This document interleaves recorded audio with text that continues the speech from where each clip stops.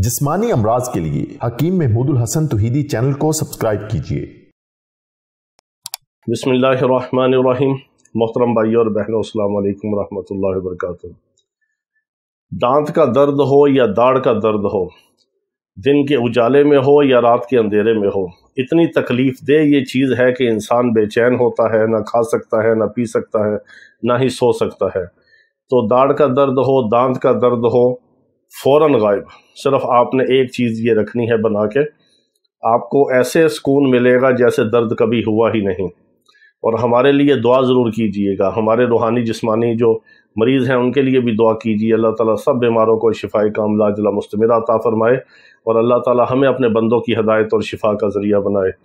बहुत सारे कादियानी जो इस्लाम में दाखिल हो रहे हैं, बाकी कादियानियों तक भी हमें अल्लाह ताला अपने फ़ज़ल के साथ इस्लाम की दौलत पहुँचाने की और उन्हें इस्लाम की दौलत कबूल करने की तौफ़ीक़ अता फरमाए।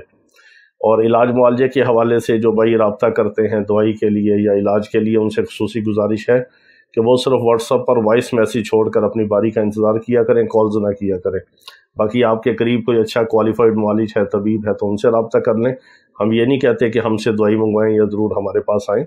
आपको जिस पे एतमाद हो उससे अपना इलाज करवाएं और हमारे लिए दुआ करें। हमारे नुस्खे और टोटके से आपको फ़ायदा हो तो दुआ कर दिया करें, अगर ना भी फ़ायदा हो तो किसी अच्छे माहिर मुआलिज से रजू करके उसकी तशख़ीस के साथ अपना इलाज करवाया करें। तो दाढ़ में दर्द, दांत में दर्द किसी भी वक्त हो, किसी भी वजह से हो, उमूमन जो है पायोरिया की वजह से, मांसखोरे की वजह से, या ठंडी चीज़ें इस्तेमाल करने से, आइसक्रीम, दही, दूध, लस्सी, शरबत, बोतलें, कोल्ड ड्रिंक, सॉफ्ट ड्रिंक इस्तेमाल करने से मसूड़े कमज़ोर होते हैं।